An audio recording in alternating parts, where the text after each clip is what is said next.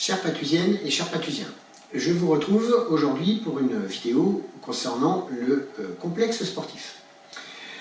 Après ces 2 années un peu forcées de pause, l'année dernière, nous avons repris les investissements sur le complexe sportif en commençant par les gouttières. Il y a eu à peu près 60 000 € d'investis puisque vous savez que notre complexe étant vieillissant, il faut entretenir le bâtiment et pour pouvoir refaire en particulier les peintures à l'intérieur de celui-ci, si nous n'avions pas commencé par les fuites au plafond, ça n'aurait servi à rien.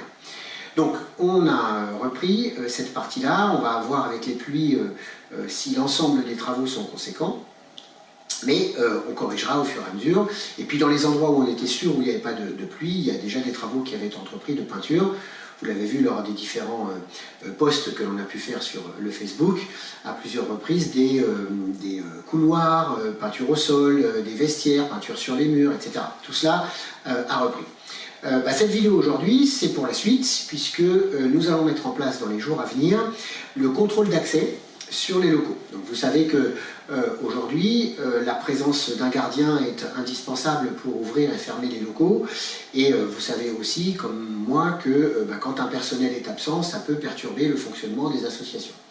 Donc pour être le plus efficace possible, nous passons au contrôle d'accès, qui va être donc avec des badges qui vont permettre aux associations de rentrer dans leurs locaux sur les parties les moments où ils ont le droit d'accéder à leurs locaux. Ce qui est intéressant, c'est qu'on va avoir une petite période d'une quinzaine de jours ou 3 semaines d'accompagnement pour que l'ensemble du dispositif fonctionne et fonctionne bien. Et puis, au fil du temps, de toute façon, il y aura toujours une permanence ou une assistance pour dépanner en cas de besoin. Voilà, donc l'investissement de cette année sur le complexe sportif, c'est le passage au contrôle d'accès. C'est aussi une sécurité pour les associations et pour la commune, parce que ça permet d'autoriser ou pas l'entrée dans les locaux à des moments ou pas, alors que par exemple une clé permettait à n'importe quel moment de pouvoir rentrer dans les bâtiments. Et puis pour tout vous dire, au fil du temps, il est vrai que les associations, changeant de genre et de personnel, on a des dizaines et des dizaines de clés du complexe qui circulent et ce qui pose problème au niveau de la sécurité, à la fois du bâtiment et puis de sa protection sur les matériaux et les équipements qu'il y a à l'intérieur. Voilà pour aujourd'hui et je vous souhaite une bonne continuation et je vous retrouve bientôt.